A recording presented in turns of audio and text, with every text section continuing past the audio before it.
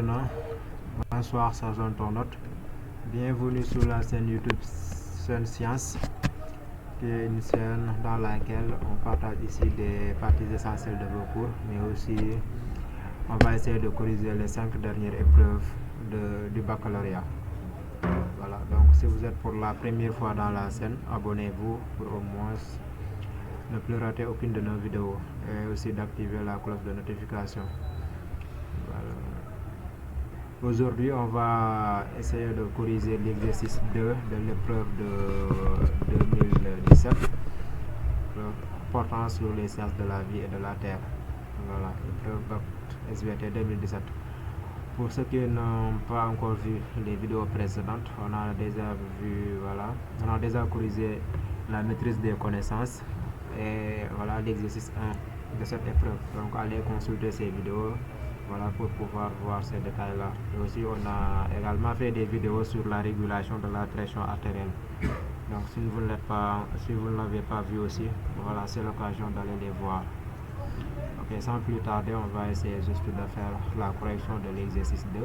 Voilà, l'exercice 2 est là. Bon, juste un rappel, ce qu'on a constaté dans ces dernières années. Voilà, l'exercice portant la partie compétences méthodologiques porte sur 2 exercices. À chaque fois, l'un des exercices porte sur une situation d'intégration. Une situation d'intégration, c'est-à-dire quoi? On vous donne juste une consigne comme ça, c'est-à-dire on ne va pas vous poser des questions détaillées comme ici dans le cas de l'exercice 1. Si vous regardez bien, vous avez plusieurs questions qui ont été posées. Vous allez essayer de répondre à ces questions. Voilà. Maintenant, situation d'intégration, on vous donne la consigne directement et vous allez exploiter les documents pour pouvoir répondre à cette consigne-là. Voilà. On nous dit situation d'intégration. On se propose d'étudier le rôle de la vasopressine ou ADH, qui est une hormone antidiurétique. Voilà. Hormone, c'est une substance sécrétée par une glande déversée dans le sang et qui va agir dans une cellule cible. Donc antidiurétique, c'est-à-dire une hormone qui s'oppose à l'émission de l'urine. Voilà. C'est une neurohormone qui est d'origine hypothalamique, voilà, dans la régulation de la pression artérielle après une hémorragie. Voilà. On se propose d'étudier le rôle de la vasopressine, voilà, qui est une hormone antidiurétique d'origine hypothalamique aussi, voilà, dans la régulation de la pression artérielle. Quel est le rôle joué par la vasopressine ou ADS dans la régulation de la pression artérielle après une hémorragie? C'est ça qu'on va essayer de voir. Maintenant, pour la consigne, on nous dit à partir de seules informations tirées des documents 1 à 5. Là, c'est important. On a dit à partir des seules informations. Donc, nous avons l'obligation de rester au niveau des documents. Voilà, toutes les informations qu'on va tirer, ça doit être relaté ou bien tiré au niveau de ces documents-là, des documents de 1 à 5. Voilà.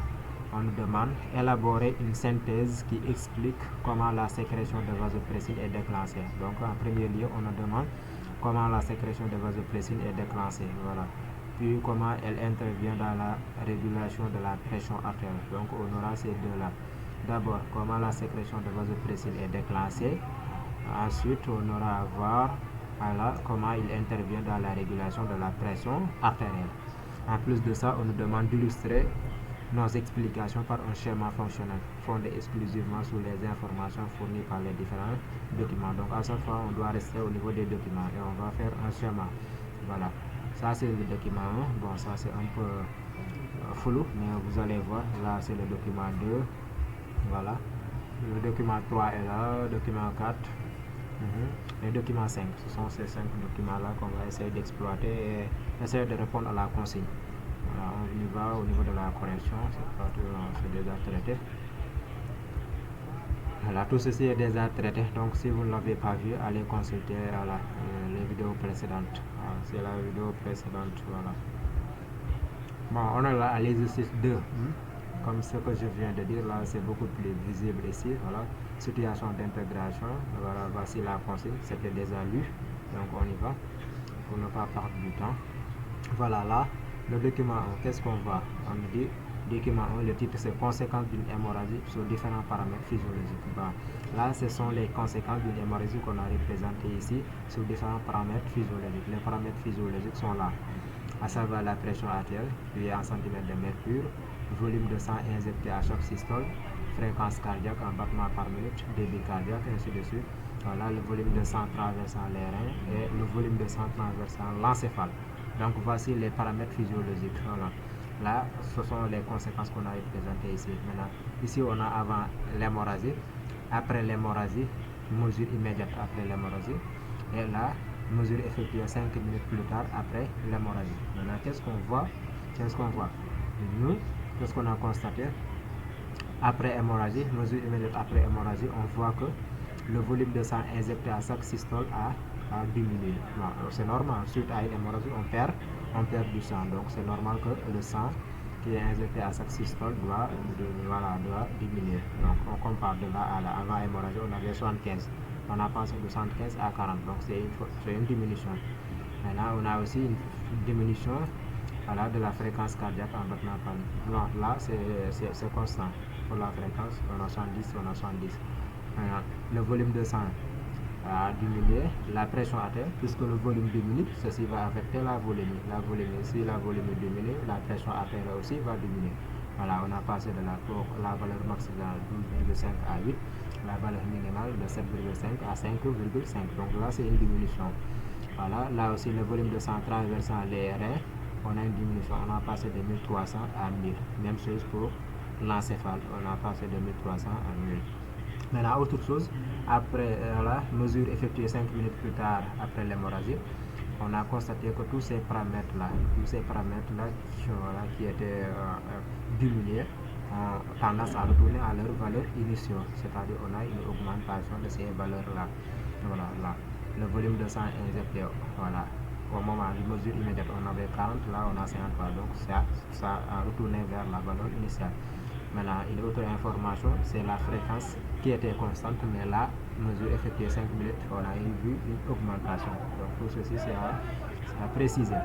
Maintenant, le débit cardiaque aussi, ça a augmenté, comme tout le monde.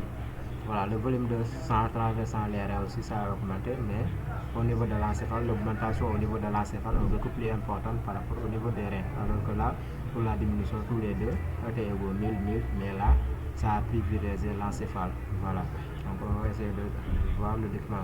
On dit, le document montre que les conséquences d'une hémorragie. Voilà, si vous voyez le titre, c'était ça. Le document montre les conséquences d'une hémorragie sur différents paramètres physiologiques. Donc on présente le document. Voilà.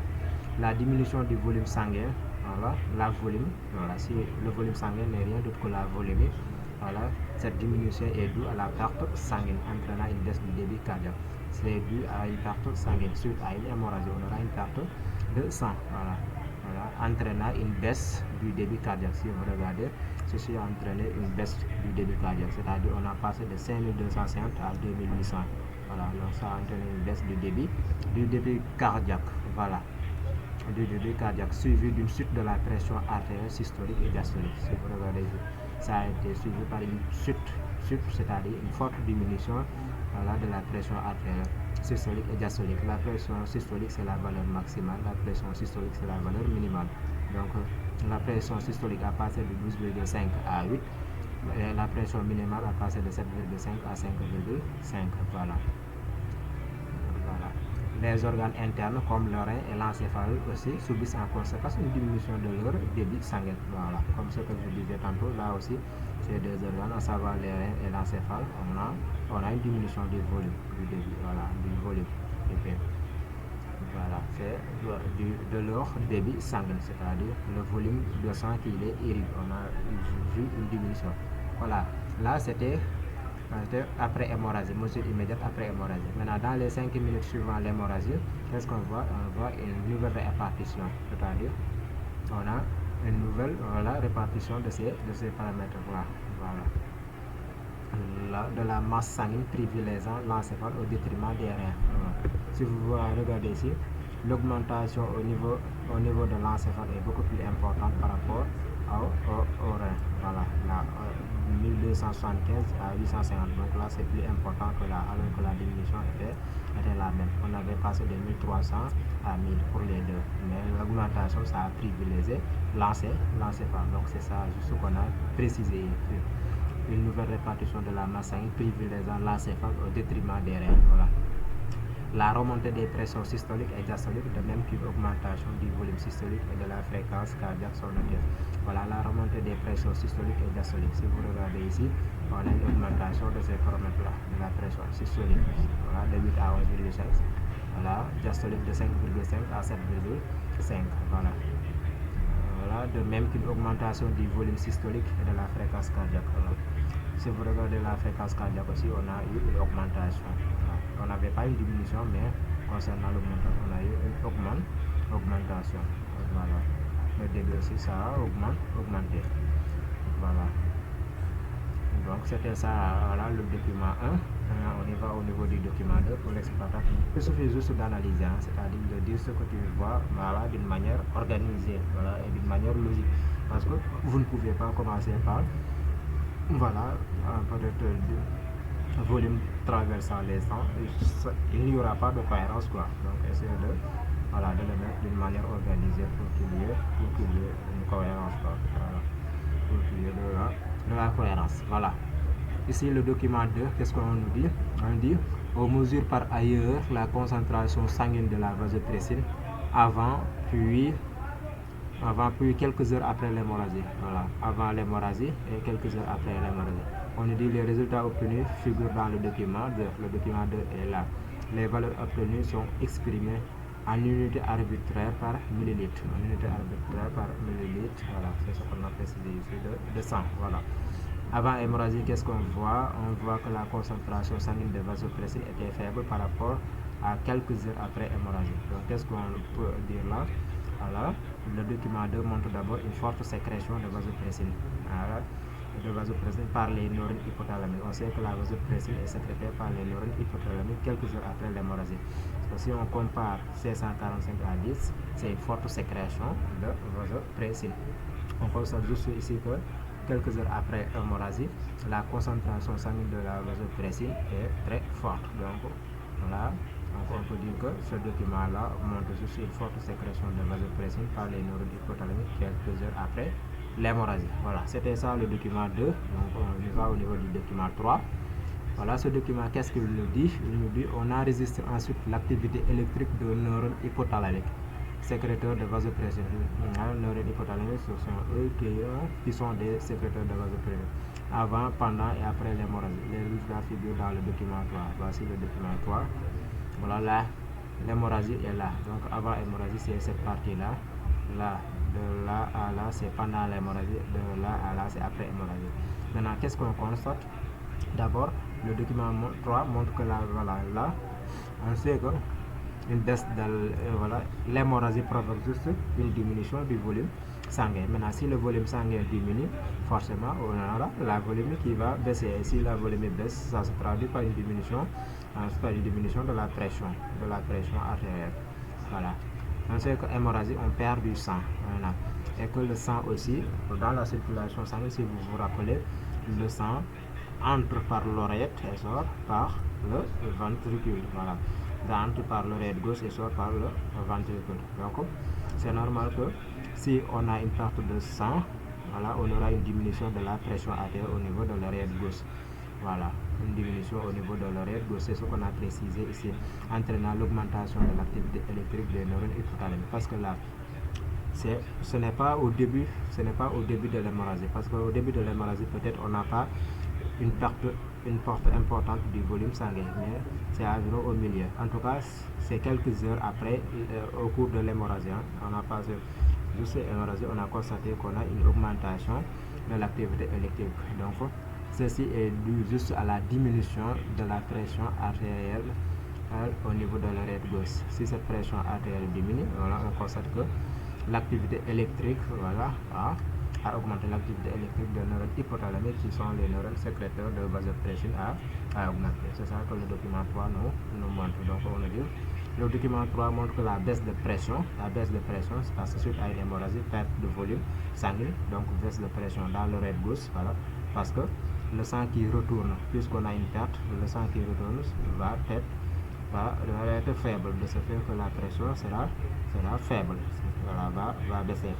entraîne l'augmentation de l'activité électrique des neurones hypothalamiques. L'augmentation de l'activité électrique, c'est ce qu'on a observé ici. Si on voit que l'activité électrique est beaucoup plus importante ici qu'avant des neurones hypothalamiques. C'était ça le document 3. On y va au niveau du document 4.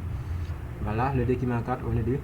Des études ont montré que dans la paroi de l'oreille gauche, existe des terminaisons nerveuses qui se prolongent par des fibres Y, gagnant le bulbe rachidien. Là, qu'est-ce que ça veut dire?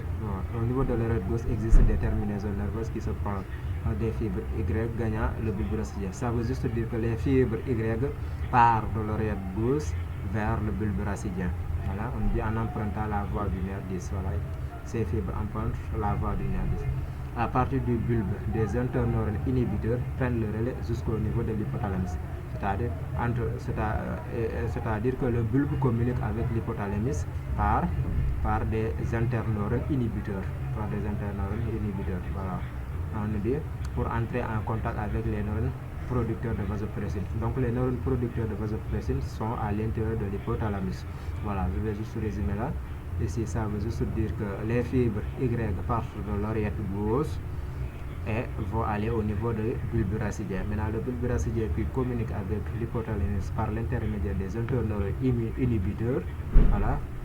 Et au niveau de l'hypothalamus, on a là-bas les neurones producteurs de vasopressine. Voilà. Maintenant, on nous dit, lorsque la pression sanguine est normale, des potentiels d'action parcourent en permanence les fibres Y. Là, c'est évident. On est dit, dans une situation d'hémorragie, la fréquence de ces potentiels d'action varie en fonction du volume sanguin selon la courbe du document 4. Donc là, c'est dans le cas d'une hémorragie. On a la fréquence de décharge d'une fibre Y, la diminution du volume sanguin. Donc, qu'est-ce qu'on voit ici? Si on a une hémorragie, on aura une baisse de la pression dans l'oreille gauche, toujours détectée par des terminaisons des fibres Y. Parce que qu'est-ce qu'on voit là à chaque fois? Lorsque le volume sanguin diminue en valeur absolue, ça c'est en valeur absolue. Alors, lorsque le volume sanguin continue à diminuer, vous voyez, c'est des signes. Voilà. Lorsque le sang lorsque le sang augmente là, le sang qu'on perd, c'est une hémorragie. Donc si on a une hémorragie, on aura une perte de sang. Maintenant, au fur et à mesure, on constate que la fréquence de décharge des fibres Y ont tendance à diminuer. Donc ceci est senti par ces fibres-là. On dit que le document 4 montre que la baisse de pression dans l'oreille gauche est détectée par des terminaisons des fibres Y, parce que la fréquence de décharge continue à diminuer, donc sont détectés et détecteurs. Cette diminution de pression là au niveau de la gauche est détectée par des terminaisons des fibres Y, dont la fréquence de décharge diminue. Vous voyez, dont la fréquence de décharge diminue, alors passant à 10, voilà, jusqu'à 30. Voilà, passe de 10 à 30. Voilà, on dit. Alors passant à 10 de l'activité de base pour une diminution de volume de 30. Voilà. La fréquence diminue, passant d'une activité de la volume de 10 à 30. Voilà, c'était ça le document 4. Maintenant, on y va au niveau du document 5. Le document 5, on nous dit, indique l'influence de la concentration sanguine de vasopressine sur l'activité rénale. Donc là, c'est la concentration sanguine de vasopressine sur l'activité rénale, son influence. Voilà. Là, nous avons mesure effectuée, début de filtration du rein, volume d'urine émise en 24 heures. Maintenant, taux sanguin de vasopressine élevé, taux sanguin de vasopressine faible.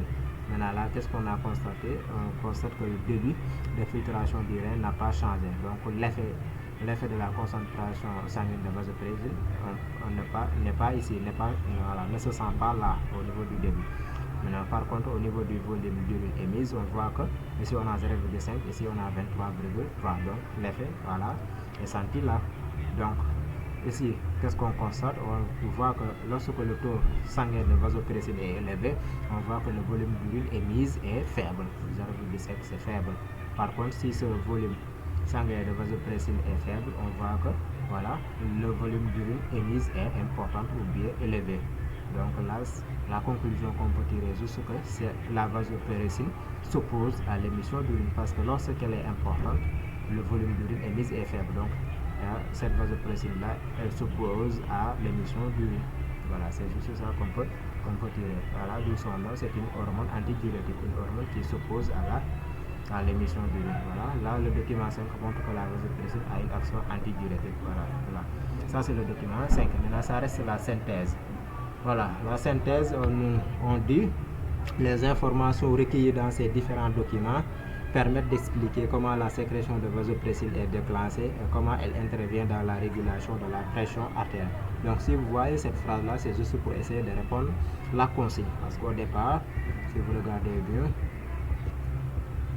voilà la consigne, on demande à partir des seules informations tirées des documents élaborer une synthèse qui explique comment la sécrétion de vasopressine est déclenchée. Donc premier lieu, comment la sécrétion de vasopressine est déclenchée, puis comment elle intervient dans la régulation de la pression. C'était juste pour répondre à ça qu'on a mis cette phrase là, voilà, pour essayer d'être un peu cohérent. Voilà, comment la sécrétion de vasopressine est déclenchée et comment elle intervient dans la régulation de la pression artérielle. Maintenant, on commence par comment le déclenchement de la sécrétion de vasopressine. À chaque fois, on parle de l'hémorragie. C'est dans le cas d'une hémorragie. Maintenant, l'hémorragie entraîne une diminution de la volémie. Voilà, l'hémorragie diminue la volémie. Par conséquent, la pression sanguine diminue dans l'oreille gauche. Si le volume diminue, le volume sanguin diminue, puisque le sang qui retourne vers le cœur entre par l'oreille gauche et sort par le ventricule, c'est normal que le sang qui va entraîner, voilà, cette pression-là va diminuer, voilà, parce qu'il entre par l'oreille gauche. Donc au niveau de l'oreille gauche, la pression va être faible ou bien va diminuer. Maintenant, cette baisse de pression se traduit par la baisse de l'intensité de stimulation des terminaisons des fibres Y. N'oubliez pas qu'on avait dit que les fibres Y partent de l'oreille gauche. Maintenant, si la pression est faible ici, donc ces fibres-là, ceci va se traduire par une faible stimulation de ces fibres. Maintenant, l'activité électrique de ces fibres baisse. Si l'activité électrique, ceci va être suivi par une diminution de l'activité électrique de ces fibres. Maintenant, au niveau du bulbe, parce que ces fibres Y vont transmettre l'information au niveau du bulbe, parce que voilà, il permet de relier l'oreille gauche au bulbe rachidien. Maintenant, puisque le bulbe rachidien communique avec l'hypothalamus par l'intermédiaire des interneurones, voilà, dans ce cas, des interneurones inhibiteurs, voilà, les fibres Y qui sont faiblement excitées, voilà, va se traduire par une diminution de leur activité électrique. Maintenant, puisque leur activité électrique est diminuée, donc l'interneurone qui relie le bulbe rachidien, ceci va lever l'inhibition qui s'exerçait par l'interneurone qui reliait le bulbe rachidien à l'hypothalamus. Voilà, donc c'est ça qu'on a dit ici. Au niveau du bulbe rachidien, les interneurones en rapport avec les fibres Y et avec les neurones hypothalamiques qui se trouvent au niveau de l'hypothalamus sont alors moins excités, et cela lève l'inhibition qui s'exerçait sur les neurones hypothalamiques. Puisque l'inhibition est levée, voilà, ça signifie que ces neurones vont être excités et vont sécréter ce qu'on appelle la vasopressine. Voilà, cette neurohormone, c'est une neurohormone, d'ailleurs c'est précisé dans le début de l'exercice, sécrétée à partir de la post-hypophyse, passe dans le sang, parce que c'est une hormone.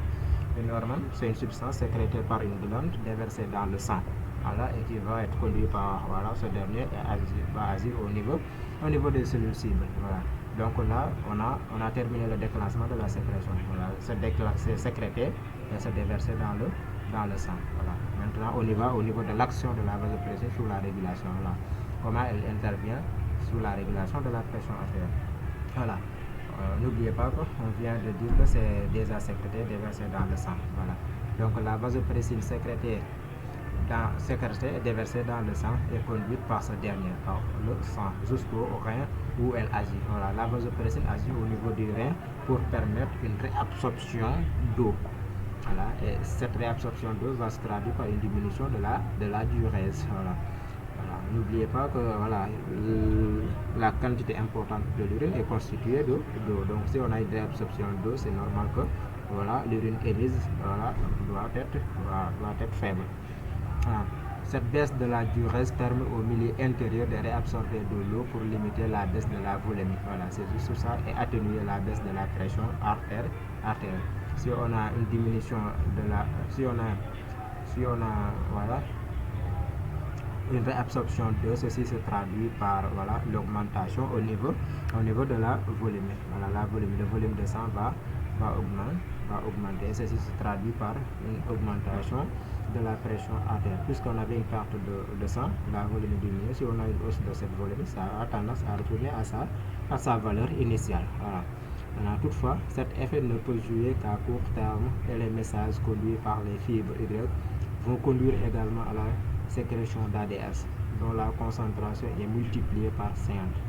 Voilà, l'ADS sécrété par des neurones hypothalamiques. L'ADS c'est la même chose que voilà, la vasopressine. D'ailleurs, vous l'avez vu dans le début de l'exercice ADS ou vasopressine, voilà, dont la fréquence de décharge de ces neurones passe de 1 à 2 par minute à 10 par seconde, en conséquence de la baisse d'activité des fibres détectées au niveau de l'encéphale. Voilà. Ceci provoque une libération accrue d'ADS dans la circulation. Voilà. Une fois que l'ADS est transporté par le sang et agit sur le rein, voilà, ceci va se traduire par une réabsorption juste de l'eau. Dans ces conditions, la suite de l'émission d'urine. Si l'émission d'urine diminue, voilà, ceci se traduira par une augmentation de la volumétrie et on aura juste un retour à la pression normale. Voilà. C'était ça, l'action de la vasopressine sur la régulation de la pression artérielle suite à une hémorragie.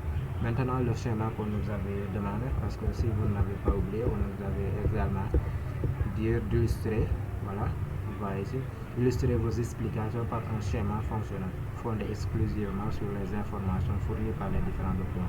Voilà, ce schéma-là est là. Bon, juste pour expliquer aussi, le point de départ, toujours hémorragie. Maintenant, si on a une hémorragie, on aura une baisse du volume sanguin. Maintenant, comme ce que j'ai dit tantôt, le volume, voilà, si on a une baisse du volume sanguin, puisque le sang entre par l'oreillette gauche, voilà, ceci se traduit par une baisse du remplissage auriculaire. Le sang qui entre par l'oreillette gauche va diminuer et de ce fait, voilà, la pression artérielle au niveau de l'oreillette gauche va être diminuée. Puisque les fibres Y étaient en contact, partir de cette oreillette, ils seront faiblement excités, comme matérialisé ici par un signe moins. Voilà, ce sont ces terminaisons nerveuses des fibres Y qu'on dit que sont des récepteurs sensibles à l'étirement moins excité. Voilà. Ils sont sensibles à la diminution ou bien aux baisses du remplissage auriculaire. Voilà. Maintenant, puisque ces fibres sont en contact avec ou bien communiquent avec le bulbe racélien, elles sont moins excitées. Ouais. Elles vont transmettre l'information au niveau du bulbe. N'oubliez pas que le bulbe était en relation ou communiquer avec l'hypothalamus par l'intermédiaire d'un interneurone inhibiteur. Maintenant, ici c'était moins excité, donc ceci va lever l'inhibition qui s'exerçait ici, cette inhibition-là qui s'exerçait sur les neurones qui se trouvent au niveau de l'hypothalamus et va se traduire par une excitation de ces neurones sécréteurs de vasopressine. Voilà. Ici va se traduire par une excitation de ces neurones-là et ces neurones, dès excités, ils vont sécréter, voilà, la vasopressine. Et on a ici la vasopressine sécrétée va se déverser dans le sang. On aura de ce fait une augmentation de la sécrétion de vasopressine. Maintenant, le taux de vasopressine dans le sang aussi va augmenter. Et puisque la vasopressine est une hormone qui va agir au niveau des reins, voilà, là il vient au niveau des reins et va provoquer là-bas une augmentation de l'eau réabsorbée. Puisque l'eau est réabsorbée, dans ce cas, on aura une baisse de la durée. Si on a une baisse de la durée, ceci se traduit par une augmentation de la volume ou du volume sanguin. On aura tendance à retourner à la pression normale ou bien aux situations normales. Là, c'est le mécanisme neuro-hormonal à l'origine de la régulation de la pression artérielle. Parce que là, il faut mettre un titre. Voilà. Vous pouvez aussi dire mécanisme ou bien mécanisme neuro-hormonal à l'origine de la régulation ou l'action de la vasopressine, voilà, ainsi de suite, sur la pression artérielle. Donc, c'est la fin de cette épreuve-là.